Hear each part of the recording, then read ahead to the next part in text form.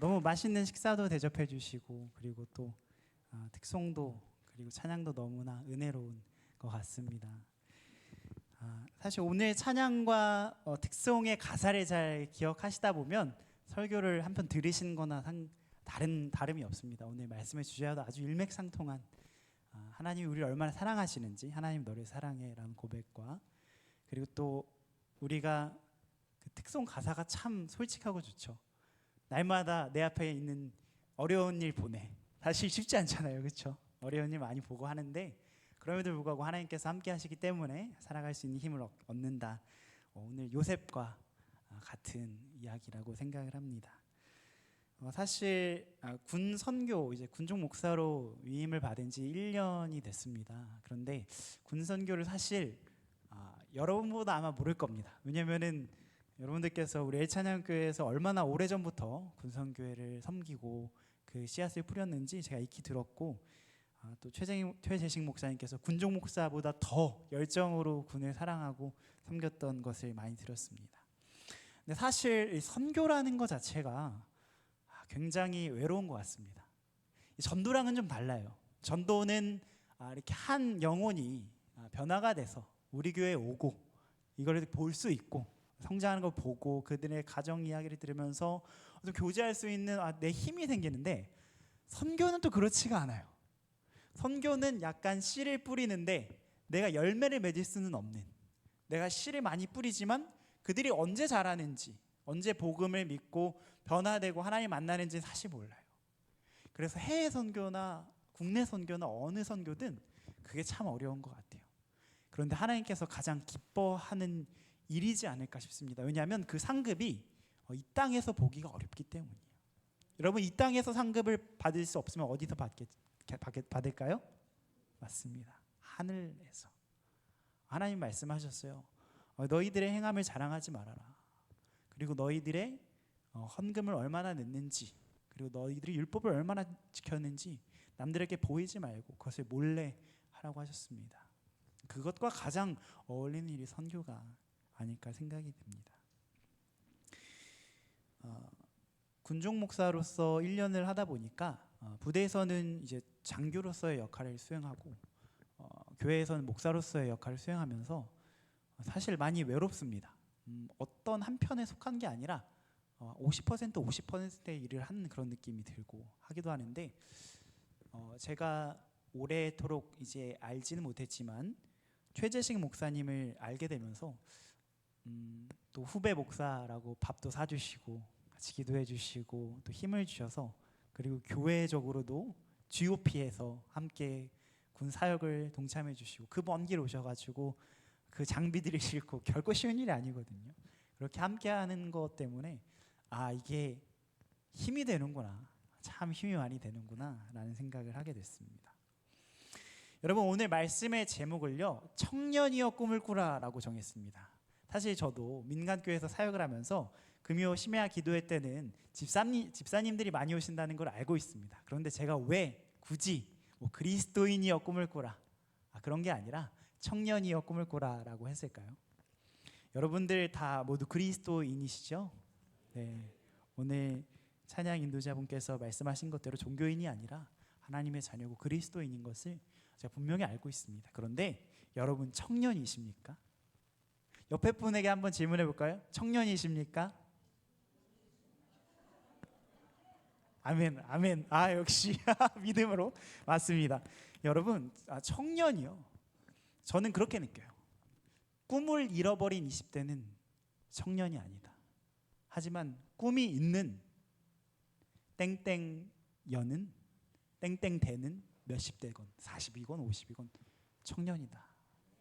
아멘이십니까? 하나님 그렇게 역사하세요. 여러분, 아브라함을 쓰실 때가 언제였나요? 청년 때 쓰셨습니까? 세상의 나이로 청년 때 쓰셨나요? 아니에요. 세상의 나이로는 꺾일 때쯤 쓰셨어요. 80. 그리고 모세를 쓰셨을 때 한창 때 쓰셨나요?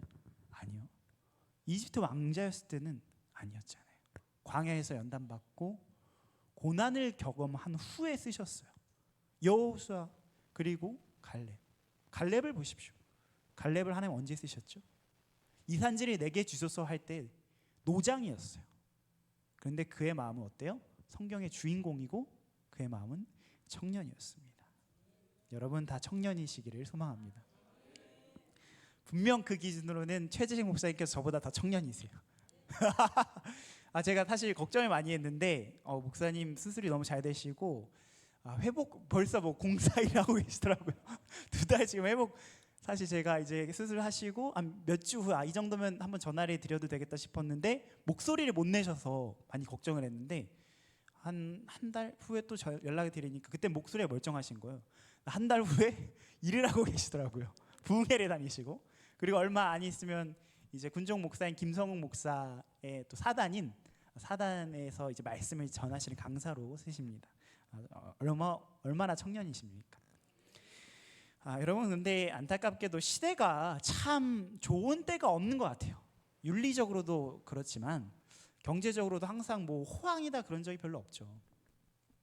근데 시대가 어려우면 더 잘 팔리는 물건이 있다고 합니다. 혹시 무엇인지 아십니까? 이 불황형 상품이라는 게 있대요.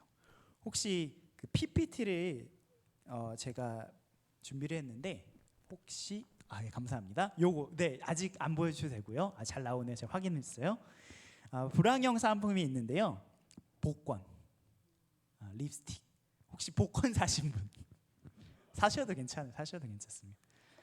복권, 내 운명에 로또에 내 운명을 걸겠다. 아니면 립스틱, 이제 여인들의 입술을 더 짙게 물들인 립스틱이 많이 팔린다고 하고요. 그리고 또 소주, 담배, 라면 이런 게 많이 팔린다고 합니다. 불황형 상품이라고 해요. 그래서 또 불황형 사업이 있어요. 어떤 건지 아십니까? 무속, 점수리, 불황형 사업. 세대가 불안할수록요.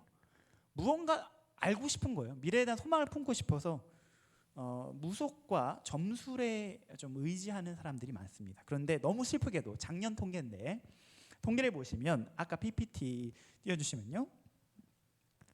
기독교인이 점보는 비율이 있어요. 저 화면에 자세히 보시면요. 어떻게 보여요? 개신교가 몇 퍼센트? 안타깝게도 23%입니다. 제가 물어보진 않을게요. 여러분들 보시면 안 됩니다. 아멘이십니까? 아멘. 하나님은요 원치 않으세요. 재미로도 보지 마십시오. 재미로도 보지 마세요. 그럴 때 목사님과 상담하시고요. 구역장이나 믿음이 좋은 집사님과 함께 기도하세요. 그게 훨씬 더 하나님 기뻐하시는 일입니다. 그런데 애석하게도 뭐 믿음이 건강하고 좋은 분들만 있는 건 아니잖아요, 그렇죠? 그래서 23% 정도가 점을 봤는데 뭐 수시로 큰 일을 하다가 어쩌다 한 번 뭐 이렇게 봤다고 합니다. 그런데 점 보는 이유가 또 있어요. 점 보는 이유가 그 다음 장을 보시면 87% 정도가 중복응답이에요. 중복응답. 마음의 위안 아니면은 걱정의 감소를 위해서 뭐 내가 맹신하거나 알아보고자 하는 게 아니라 그냥 위안을 받기 위해서 하는 거예요. 그리고 그것 가운데 신뢰한다는 21%밖에 안 돼요. 그래서 한번 들어볼까 하다가 들어본다는 거죠. 여러분 이럴 때 우리는 사실 이 운명에 대해서 궁금해합니다. 운명에 대해서. 요즘 젊은 사람들에게서 이야기되는 게 있죠. 여러분 분명 들어보셨을 거예요. 금수저, 뭐 흑수저. 옛날 몇 년 전부터 뭐 수저 계급론이 막 생기면서 나는 나의 가정의 경제적인 상황이나 그런 배경을 봤을 때 나의 수저는 정해져 있다. 나의 운명은 정해져 있다. 뭐 이런 말도 있다고 합니다. 이생망. 이생망이 뭔지 아시나요? 맞습니다. 이번 생은 망했다. 이런 말. 근데 그게 누구의 입에서 오르고 내리냐면 20대, 30대에서 오르고 낸다는 게 참 슬프죠. 운명론을 이야기하고 있어요. 다 정해진 대로 사는 거다. 여러분 그게 틀린 말은 아닙니다. 왜냐하면 부는 세습이 되고요. 정기적으로 그런 게 있어요. 근데 운명론이 성경적일까요? 그게 정해져 있는 게 하나님의 뜻일까요? 성경은 1도 동의하지 않는다는 거예요. 하나님은 그렇게 말씀하신 적이 없습니다. 오늘 본문에도 자신이 처한 운명보다 꿈이 더 큰 인물이 있습니다. 누구일까요? 요셉입니다. 여러분 이 요셉을 보시면 하나님이 어떻게 일하시는지를 볼 수가 있어요. 첫 번째로 하나님 어떻게 일하시냐면 하나님은요 어려운 자를 도우십니다. 여러분 요셉은요 말제였어요. 막내였어요. 근데 당시 농경사회나 목축사회에서는 자녀들이 많죠. 왜냐면 그게 다 노동력이고, 공장으로 따지면 내가 공장에 돌리는 기계를 하나 갖고 있나 두 개 갖고 있나 막 이런 차이, 일의 효율을 결정하는 것이었죠. 그런데 사실 그만큼 위계 질서가 뚜렷했습니다. 막내에게는 뭐 큰 게 돌아가는 게 없었어요. 재산도 누가 거의 많이 상속받죠? 장자가 거의 다 받아요. 그래서 그렇게 목숨 걸었던 야곱이 장자권을 얻기 위해서 그렇게, 왜냐면 재산을 2배로 받거든요. 그리고 영적인 권위도 있고 장자가 하는 말은 다 지켜야 돼요. 그래서 첫째에게 다 어떻게 보면 몰빵이 돼 있단 말이에요. 그래서 막내들은 크게 뭐 얻는 게 없어요. 다윗도 막내였죠. 공통점이 있습니다. 하나님은 어려운 자를 사용하신다는 거예요. 요셉 어려운 자였어요. 막내였습니다. 그가 사실 무시당하기 쉬운 위치였고요. 그의 형들은 사실 배다른 형제였어요. 더 눈밖에 나기 쉬운 그런 사람이었습니다. 그런데 하나님이 요셉에게 이런 꿈을 주신 거예요. 오늘 6절과 7절에 보시면 요셉이 그들에게 이르되 청하건대 내가 꾼 꿈을 들으시오. 7절에 우리가 밭에서 곡식단을 묶더니 내 단은 일어서고 당신들의 단은 내 단을 둘러서서 절하더이다. 여러분, 이 내용을 봐도 우리가 꿈에 대한 해석을 정확하게 하지 않아도 다른 단이 나에게 절한다라는 것은 내가 높아진다라는 것이죠. 내가 무언가 올라간다는 거예요. 근데 이 꿈을 막내인 요셉에게 주셨다는 것이죠. 하나님은 참 아이러니하신 것 같아요. 하나님은요, 원래 강하고 잘 되는 사람에게 더 축복하기를 원하시지 않고 무언가 약하고 도움이 필요한 자들을 사용하셔가지고 강하게 만드시고 부하게 만드시고 권세와 능력을 주셔서 하나님의 나라를 넓히시는 일들을 하신다는 것입니다. 여러분, 사도 바울은 사실 자랑할 것이 없었어요. 그는 용모적으로도 빼어나지 않았고요. 그의 몸은 추측컨대 간질이라는 질병에 시달리고 있었고, 그는 자신에게 가시가 있다고 고백했습니다. 근데 하나님은 그를 사용하셨죠. 여러분, 예수님의 탄생부터가 그렇게 사회의 엘리트들에게 그게 고지된 게 아닙니다. 하나님의 천사가 예수님의 탄생을 누구에게 알렸죠? 먼저는 목자들에게 알렸어요. 목자들은요, 당시에 그렇게 인정받는 직업이 아니었어요. 목축업자들. 그들은 들밖에서 잠자고 노숙하다시피 일을 했던 사람들입니다. 그리고 예수님의 생애에 가장 위대한 복음 중 8복을 보시면 이렇게 말씀하십니다. 심령이 가난한 자는 복이 있나니 천국이 저희 것이며 애통하는 자는 복이 있나니 저희가 위로를 받을 것이며 의에 줄이고 목마른 자는 복이 있나니 저희가 배부를 것이요. 여러분, 사실 복인가요? 복이 하나도 없어요.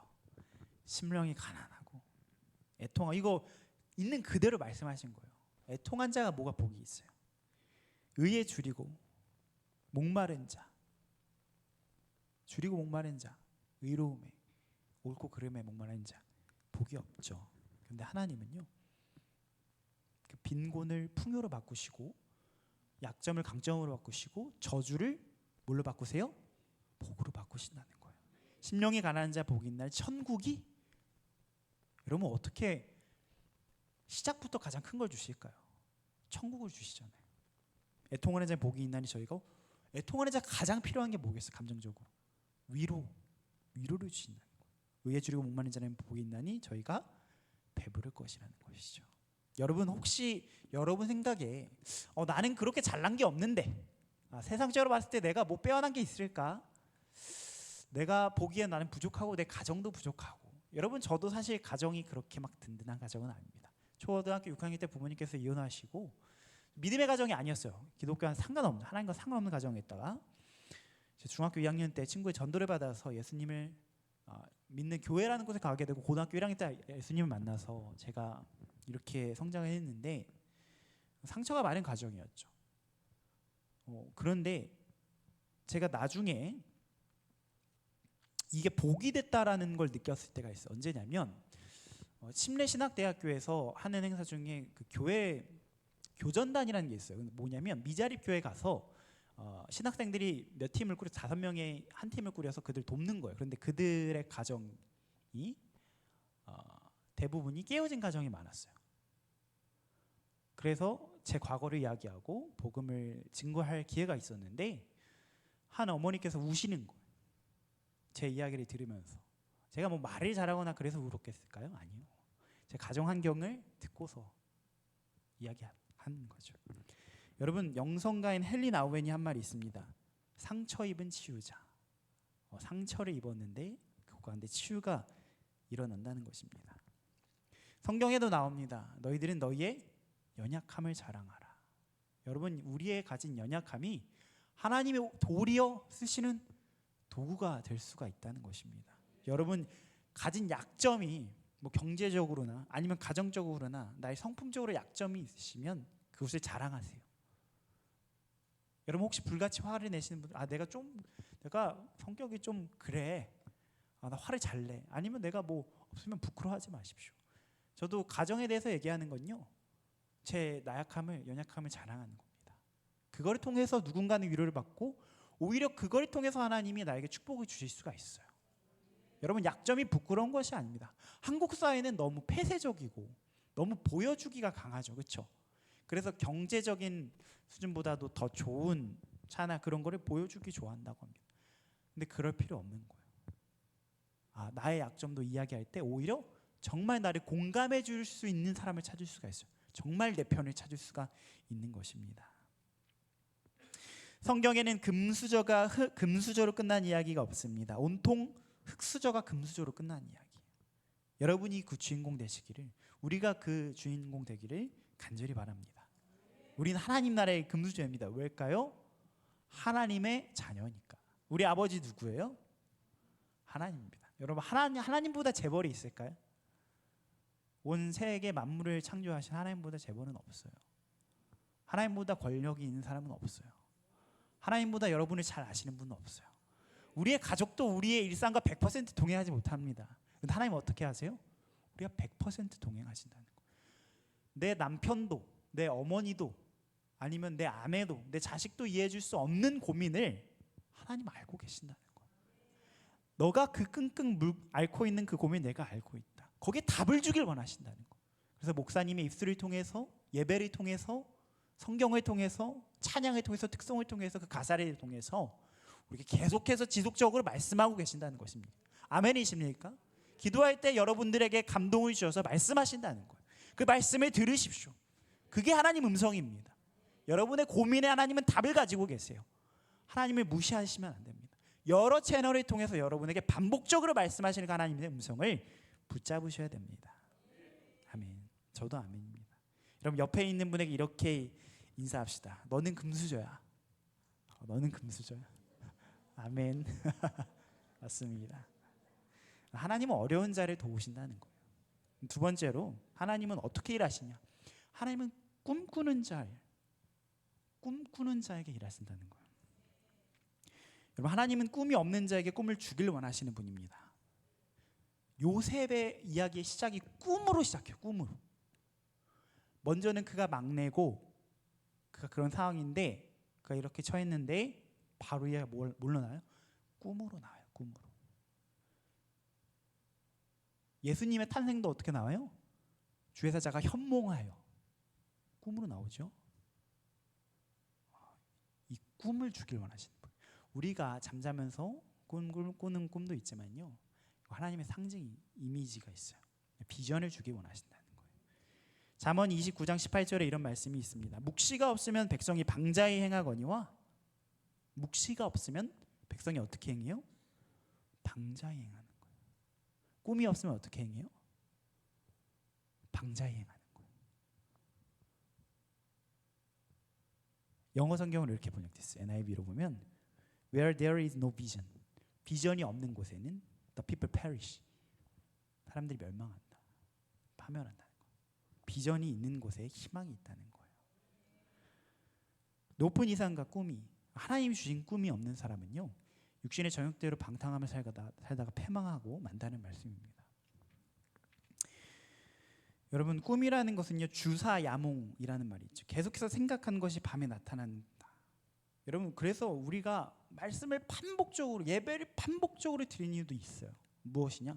계속해서 마음판에 새겨서 우리 현실이 되기 위해서. 여러분, 믿음, 하나님 믿지 않는 사람도요 바라봄의 법칙을 얘기해요. 근데 믿는 우리가 질 수가 있겠습니까? 안 되죠. 뺏기면 안 되겠죠. 하나님 안 믿는 사람도 믿음을 얘기해요. 바라보라, 그것과 닮아지고 동화되고 이루어질 거다. 근데 그거 누가 말씀하신 거예요? 하나님 말씀하시잖아요. 아브라함에게 뭘 보여주셨어요? 밤하늘의 별들을 막 보여주잖아요. 모래를 보여주잖아요. 그리고 이게 너의 자손이 될 거라고 말씀하시는 거예요. 꿈을 계속해서 심어주시는, 비전을. 최세직 목사님을 통해서, 담임 목사님을 통해서 계속 여러분에게 비전을 심어주고 계신 거예요. 여러분, 아까도 말씀드렸죠? 청년이십니까? 꿈이 있으십니까? 여러분, 나이와 상관없어요. 여러분 세대에 못 보셔도 괜찮아요. 여러분 후에 천국에서 이루어진 거 보실 거예요. 그리고 천국은 우리가 생각하는 어떠한 상상보다 더 좋은 곳입니다. 우리가 생각하는 어떤 상상보다 훨씬 더 좋은 곳이에요. 꿈을 꾸십시오. 내가 나이가 많다고 나는 이제 이 정도 하면 된 것 같다, 절대 그러지 마세요. 그럼 늙습니다. 근데 꿈을 가지면 안 늙고, 하나님이 갈렙을 사용하신 이유가 있어요. 그 노장을 기분 산진이 내게 주셔서, 그 기분이요 굉장히 척박한 곳이에요. 강원도 같은 곳이에요. 뭐 경기도 뭐 이런 데 있는데 강원도를 달래요. 근데 거기를 개척하겠다. 거기 또 제일 강한 적군들이 있었던 곳이에요. 근데 갈렙은 꿈이 있었어요.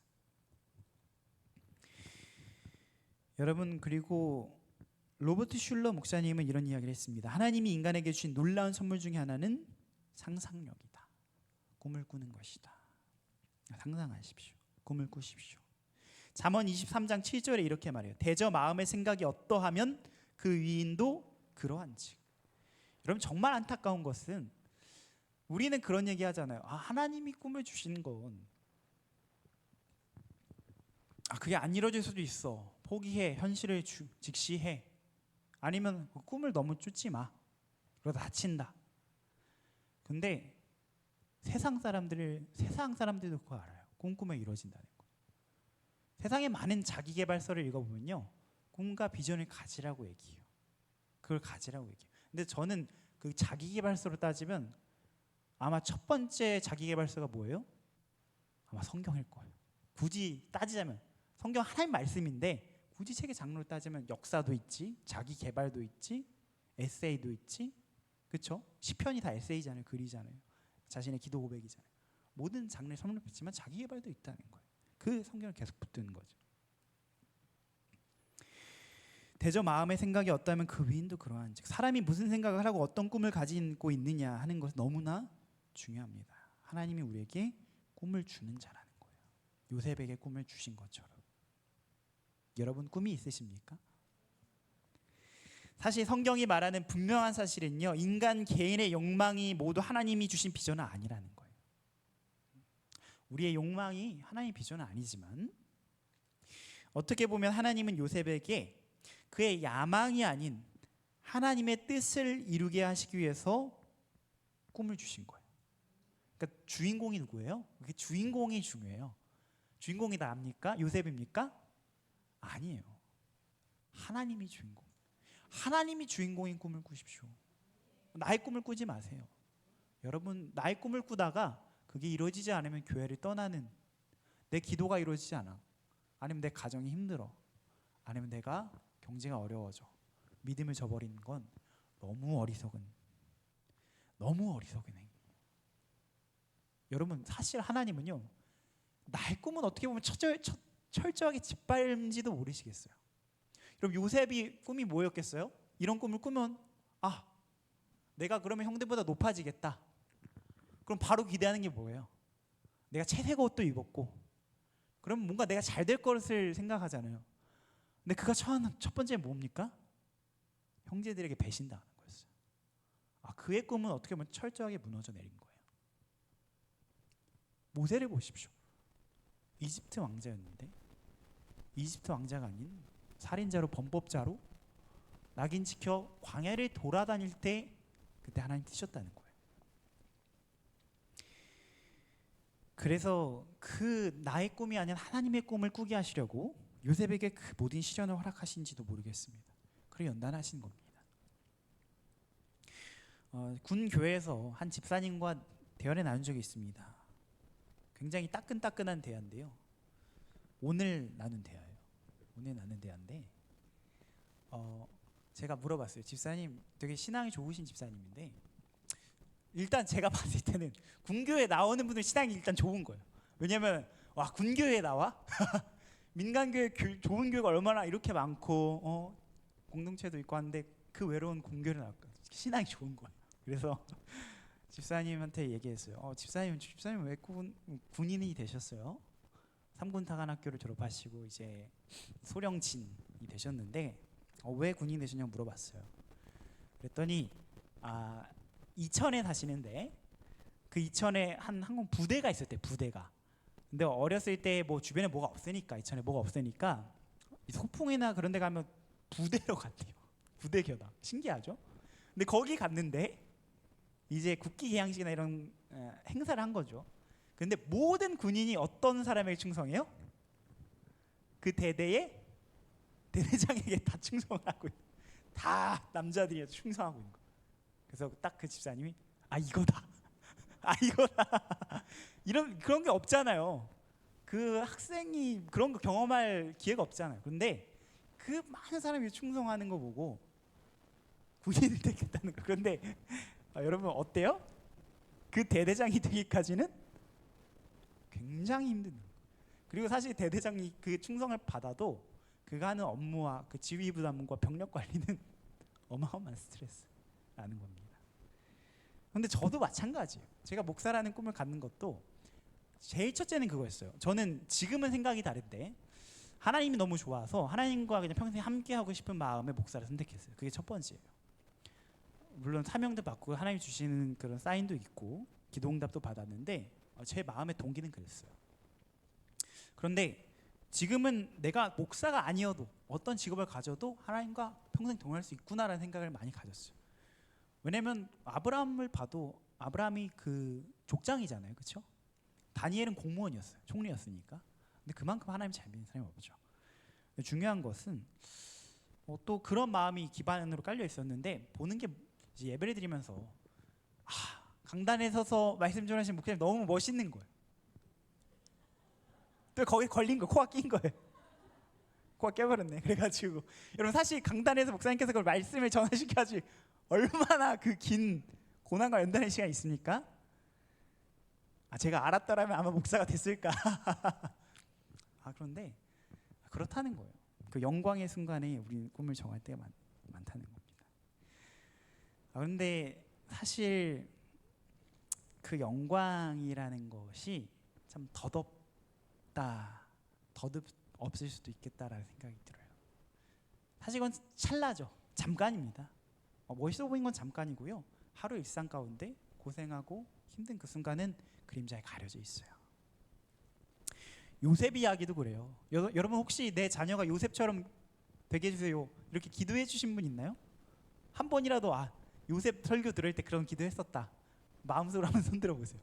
절대 그런 기도하지 마십시오. 찰납니다. 요셉 인생 마지막에 완전 절정으로. 근데 그 과정에 연단이 있었어요. 근데 중요한 건 뭐냐? 하나님이 말씀하시길 하나님이 그와 함께 하심으로 무엇했다? 형통했다는 거예요. 근데 그 신기한 고백이 계속 나와요. 배신당하고 노예로 팔릴 때, 보디발의 집에 있을 때 하나님이 그와 함께 하심으로 형통했다. 그리고 그 이후에도 모함을 당할 때 보디발의 아내에게 모함을 당하고 죄수. 여러분 어떻게 노예보다 더 하나님 참 신기해요. 노예보다 더 낮은 걸 찾으셨어요. 노예보다 더 낮은 게 뭐예요? 죄수예요. 죄수. 노예는 그래도 밖이라도 보잖아요. 그렇죠? 죄수는 그냥 감옥 속에 있는 거예요. 거기서 쓰인 단어 던전인데 던전 지하 감옥. 그곳에서 또 뭐라고 말씀하세요? 하나님이 그와 함께 하심으로 형통했다라고 하십니다. 하나님의 계획이 착착착 이루어지고 있다는 것. 물론 하나님이 요셉을 연단하시기 위해서 형제들에게 배신하는 마음을 집어넣으신 절대 아닙니다. 하나님 그러신 분이 아니에요. 하나님 징계하신다고 우리에게 막 사고를 주시거나 채찍으로 때리신 그런 분이 아닙니다. 여기 세상은 깨어진 세상이에요. 악이 있는 세상. 여러분, 하나님이 좋다고 전쟁을 창조했을 거 아닙니다. 죄와 악이 들어와서 전쟁이 있는 거고요. 형제가 배신한 건 죄 때문이에요. 질투. 죄악의 결과였어요. 근데 그거를 하나님 어떻게 이용하세요? 연단의 도구로 이용하신다는 거예요. 그리고 그 죄악의 현장 가운데서도 하나님이 그게 형통했다라고까지 말씀하시는 것입니다. 분명한 것은 요셉에게 꿈을 주신 것이 하나님이라는 사실이고 그 연단 가정을 이끄신 것도 하나님이라는 사실이고 그 인생을 형통하게 하신 것도 누구예요? 하나님이시고요. 그 말년까지 인도하신 분이 누구세요? 하나님이라는 거예요. 그래서 여러분, 먼저는 우리가 하나님의 비전, 하나님의 꿈을 꾸면 우리가 해야 될 게 있어요. 세상적인 이야기로 들릴 수도 있겠지만 먼저는 체력 관리. 갑자기 웬 체력 관리? 여러분, 요셉은 어떻게 나오냐면 용모가 빼어났다고 이야기돼요. 막 얼굴이 잘생겼다 이런 의미보다요, 용모가 빼어난 거 전체를 말해요. 건장했다는 거죠. 그럼 중요한 건 뭐냐면 건강을 관리했다는 거예요. 건강을 관리. 그러니까 나를 방치하면 안 된다는 거죠. 여러분, 우리가 너무 영적이라고 육을 무시하면 어떻게 돼요? 밸런스가 깨져요. 예수님께서 육은 무익하다라고 하신 것은 무엇이냐면 영과 비교했을 때예요. 근데 영혼 육은 우리 통합된 하나의 개체지 영이 따로 있고 혼이 따로 있고 육이 따로 있는 그런 게 아니란 말이에요. 영지주의죠. 그렇게 다 분리시키면 육은 쓸모없고 과학적 그건 아닙니다. 하나님은 우리 몸도 축복하길 원하세요. 우리가 잘 관리해야 되는 거예요. 미생이라는 드라마를 혹시 보신 적이 있나요? 미생이라는 드라마 8화에 이런 장면이 나와요. PPT를 한번 보시면 미생의 그 화면이 있어요. 남자 청년인데 이 화면인데요. 장그래라는 회사원이요, 자기의 부장이 자기의 상사에게 이런 말을 들어요. 어떤 말이냐면 제가 읽어드릴게요. 네가 이루고 싶은 게 있다면 체력을 먼저 길러라. 네가 종종 후반에 무너지는 이유, 데미지를 입은 후에 회복이 더딘 이유, 실수한 후 복구가 더딘 이유, 다 체력의 한계 때문이야. 체력이 약하면 빨리 편안함을 찾게 되고 그러면 인내심이 떨어지고 그리고 그 피로감을 견디지 못하면 승부 따위는 상관없는 지경에 이르지. 이기고 싶다면 네 고민을 충분히 견뎌줄 몸을 먼저 만들어. 정신력은 체력의 보호 없이는 구호밖에 안 돼 라고 이야기했어요. 여러분, 걸으시는 것도 그래서 중요하신 거예요. 집사님들 걷고 계시죠? 몸 관리 좋은 거 드시고 체력 관리 하셔야 되는 거예요. 기도도 너무 중요하지만 함께 기도와 같이 영적인 운동은 기도죠. 육적인 운동은 걷고 좋은 거 드시고 잘 관리하시고 영양제도 챙겨 드시고 그래야지 우리 건강하게 또 기도하고 예배드리고 그런 날이 많겠죠. 그리고 꿈꾸는 자가 해야 될 것도 긍정적인 마인드를 가져야 돼요. 무엇이냐면 여러분, 요셉은 우물 구덩이에 빠졌어요. 그래도 희망을 잃지 않는 거예요. 어떻게 보면 내 목숨을 끊을 수도 있는 상황이잖아요. 노예로 팔리고 죄수로 팔리고 그게 한두 해입니까? 그런데 요셉이 갖고 있던 생각이 달랐어요. 극복했습니다. 긍정함으로. 그가 부정적인 언행을 보인 게 없어요. 여러분, 부정적인 언행과 행동을 하는 사람이 인정받습니까? 결코 인정받지 못해요. 아무리 특출나도 부정적인 행동과 언사를 보인 사람은 인정받지 못해요. 보디바레에게 인정받고 죄수장에게 인정받은 건요, 그 최악의 상황에도 긍정했다는 거예요. 여러분, 그 PPT에 백투더 퓨처가 있는데요. 혹시 백투더 퓨처 보신 분? 이거 아마 여러분 세대 보셨을 거예요. 이거 굉장히 보신 분들은 한 8, 90년대쯤 나온 영화이기 때문에 아마 아실 겁니다. 저도 봤습니다. 저도 봤는데 여기서 나온 남자 배우 이름이 있어요. 혹시 아시나요? 집사님 아시나요? 남자 배우 이름이 아시나요? 마이클 제이 폭스. 네, 아시죠? 마이클 제이 폭스라는 이 젊은 잘생긴 남자 배우가 나와서 백투더 퓨처는 이제 미래 이제 갔다 뭐 이런 영화인데, 제가 말씀드리고 싶은 건 이 마이클 제이 폭스예요. 뭐냐면 마이클 제이 폭스는요, 키가 보통 성인보다 한 3분의 2 정도 돼요. 굉장히 작습니다. 미남이긴 한데 굉장히 작아요. 그래서 그가 어린 시절부터 굉장히 놀림받았어요. 저는 약간 요셉이 생각났어요. 그를 그 사물함에 우겨 넣어버리는 애들도 있었대요. 그리고 그 앞에 서서 마이클 어디 갔지? 마이클 어디 갔지? 작다고 놀리는 거죠. 얼마나 작았냐면 보통 그 또래 여성보다 작았어요. 그런데 그가 기회를 얻습니다. 어떤 기회냐면 그의 약점 때문에 생긴 기회였어요. 그가 키가 작으니까 아역을 한 거예요. 성인인데. 그래서 따내요. 고등학교 배우 막 이런 걸 따내요. 근데 연기력이 탁월하겠죠. 성인이니까. 그 약점을 사용해서 얻어냈어요. 힘든 시절을 극복하고 무명에서 넘을 수 있는 기회를 얻습니다. 바로 스티븐 스필버그의 그 감독의 작품 백투더퓨처에 캐스팅이 된 겁니다. 근데 이 영화가 나오고 1편, 2편, 3편, 4편이 계속 대박을 치면서 그는 거의 정점에 오르는, 여학생들의 도시락 가방에 그 얼굴이 새겨져 있고 막 그랬어요. 근데 그때 사랑하는 사람 만났고 배우 상대 역이었는데, 이 영화 배우 상대 역은 아니고요, 드라마였는데 사랑하는 사람과 결혼도 했어요.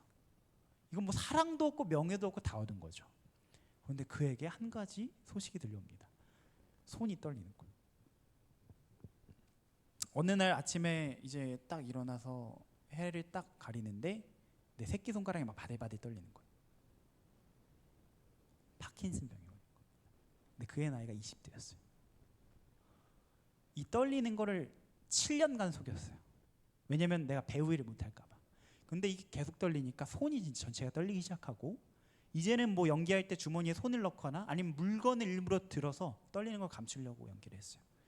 근데 그런 그가 나중에는 고백을 했습니다. 파킨슨 병이라고. 그래서 대서특필되고 난리가 났어요. 그래서 그는 자기가 이제 배우로서 일을 못할 줄 알았어요. 근데 그 후에 계속해서 일이 들어왔고, 오히려 파킨슨병에 걸린 변호사 역을 해서 그가 가진 약점을 드러내서 그거를 극복했던, 그리고 아카데미, 가장 명예로운, 배우로서 가장 명예로운 아카데미의 명예상을 수상했습니다.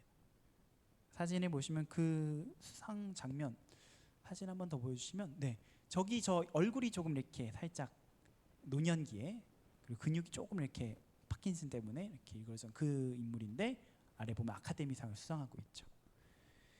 그가 한 말이 있어요. 육체가 아픔이 있더라도 긍정적인 마인드를 잃지 말아라. 긍정, 옵티미즘을 잃지 마라. 여러분, 그거 얼마나 실패하고 싶었겠습니까? 놓고 싶었겠습니까? 학창 시절부터 가장 성공했는데, 가장 성공하던 달리기에 파킨슨병.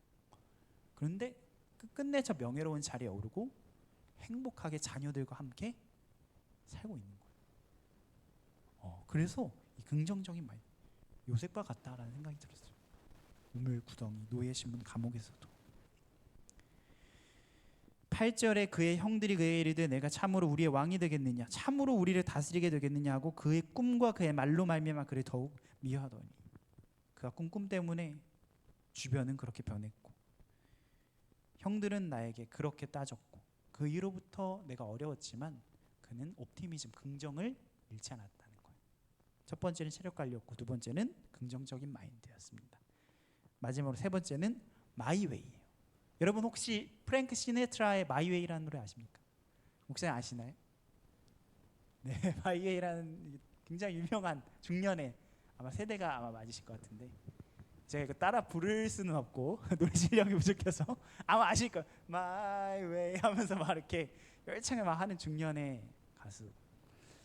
뭐 이분의 인생을 논하기보다는 가사를 논하고 싶어요. 가사를 논할 때 가사를 집중해 보면 이런 가사가 나요. My way라는 가사가 이렇게 됩니다. 곡이 이름이 My way인데요. 후회라, 없지는 않지만 그러나 말할 거리가 있을 만큼 후회하지는 않았어. 나는 내 할 일을 다 했고 빠짐없이 모두 해내었지. 나는 내 인생을 계획했고 그 길을 한 걸음 한 걸음 걸어왔다네. 그러나 그 무엇보다도 중요한 것은 내 스스로 나만의 방법으로 해내어 왔다는 걸세. 그래서 어떠한 누군가의 말과 상황에 좌절하지 않았다는 거예요. 내 길을 갔다. My way. 내 길을 갔다. 여러분, 어떠한 사람의 말 때문에 좌절하지 마십시오. 하나님 그걸 원치 않으십니다. 하나님 말에 휘둘리세요. 사람의 말에 휘둘리면요, 하나님 말씀이 절대 안 들어요.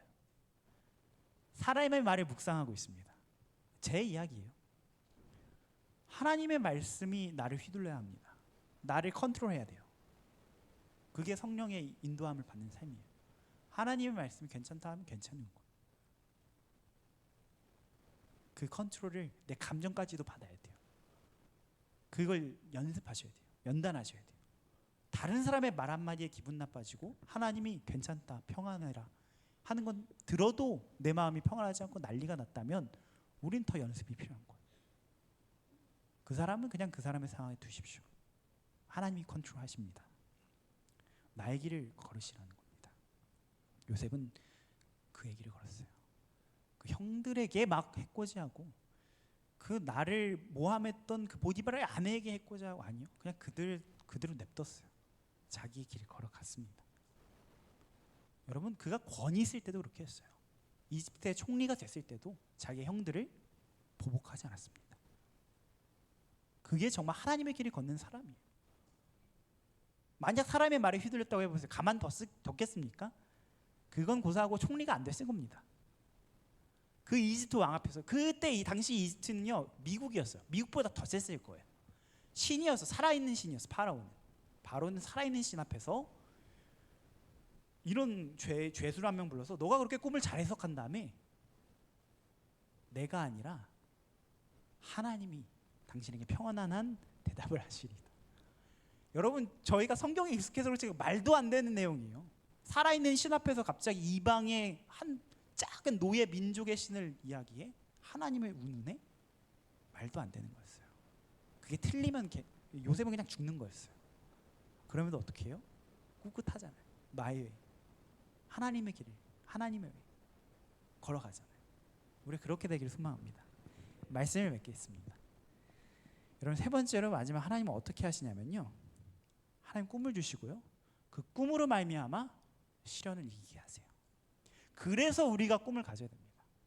여러분, 꿈을 이루는 것보다 더 중요한 건 꿈을 꾸고 그 과정을 겪는 게 더 중요해요. 그 꿈을 이루는 것보다 더 중요한 과정이에요. 왜냐하면 그 꿈을 가졌을 때 살아갈 수 있는 힘을 주기 때문이에요. 꿈이 없으면요 못 견뎌요. 못 견딥니다. 여러분, 성공한 이인들의 삶을 보십시오. 어려웠지 않았던 사람 있습니까? 한 사람도 없어요. 다 위인전 한번 보세요. 다 기억나시죠? 다 어려웠대. 다 어려운 거. 에디슨 낙제했고 뭐 놀림받았고 다른 얘기잖아요. 다 어려웠대요. 근데 그걸로 끝났나요? 아니요. 꿈이 있으니까. 근데 우리 하나님의 사람들, 우리 청년들은요, 꿈이 있는 우리들은 결코 그 꿈 놓아서는 안 됩니다. 그 꿈이 우리를 지탱해주고, 그 꿈이 우리를 인도해주고, 그 비전, 하나님의 인도하심이 우리를 끌고 가는 거예요. 우리가 체력이 좋고 막 강해도요 픽 쓰러집니다. 한마디 말로 쓰러진 게 사람이에요. 그렇게 연약하고 나약해요. 그런데 꿈을 따르는 자, 하나님의 비전을 따르고 하나님의 인도하심을 받는 자는요, 몸은 약해 보여도요 강하잖아요. 목사님 보세요. 강하시잖아요. 그렇죠? 엄청 강하시잖아요. 우리가 요셉처럼 최악의 신분, 최악의 계급일 때도 강할 수 있는 건요, 우리가 요셉의 꿈이 있고 요셉이 하나님과 동행함으로 형통했기 때문입니다. 하나님은요 우리의 소원을 이루어 주길 원하세요. 시편 37편 7절에 이렇게 말합니다. 여호와를 기뻐하라. 그가 내 마음의 소원을 내게 이루시리라. 이게 하나님 마음이에요. 하나님은 우리에게 그런 마음을 갖고 있는 거예요. 그런데 여기서 주의할 게 있어요. 어떤 거예요? 너의 마음을 이루어 주시니까, 너의 마음의 소원을 이루어 주시니까 너는 하나님을 기뻐하란가요? 아니에요. 근데 우린 보통 거꾸로 돼 있어. 기도응답 받으니까, 잘 되니까, 소원이 이루어지는 것 같으니까 하나님을 기뻐한다. 안 됩니다. 순서가 바뀌면 큰일 나요. 그러지 않을 때, 시련이 올 때 반석 위에 지은 집이 아니라 모래 위에 지은 집이기 때문에 무너진다는 거예요. 조셉 하이든이라는 작곡가가 있죠. 하이든 아시죠? 음악 시간에 다 배우셨고 아실 거예요. 천지창조를 지었고 사계를 지었습니다. 하이든, 음악의 아버지. 그분이 이렇게 얘기했어요. 나는 작곡할 때 늘 하나님을 생각한다. 그래야면 내 마음에 기쁨이 솟아오른다. 그리고 마치 악보의 음이 춤추는 것 같고 내 마음도 기쁨으로 충만해진다. 언제요? 하나님을 생각할 때. 여러분, 우리가 그렇게 되기를 소망합니다. 믿음이라는 게 참 어려워요. 눈에 보이면 쉽잖아요. 들리면 쉽고. 그게 아니라는 거예요. 이 믿음을 가져야만, 하나님의 음성을 듣고 하나님의 음성을 따르고 그 믿음을 가질 때 하나님이 역사하시는 권능과 힘이 주어진다는 거예요. 근데 그 믿음을 그렇게 기뻐하실 수가 없는 거예요. 하나님. 여러분, 하나님 기쁘게 할 수 있는 방법 뭐예요? 유일하죠. 믿음으로. 하나님이 기뻐하시는 건 믿음이라고 히브리서에 얘기했잖아요. 하나님 기쁘게 하고 싶으세요?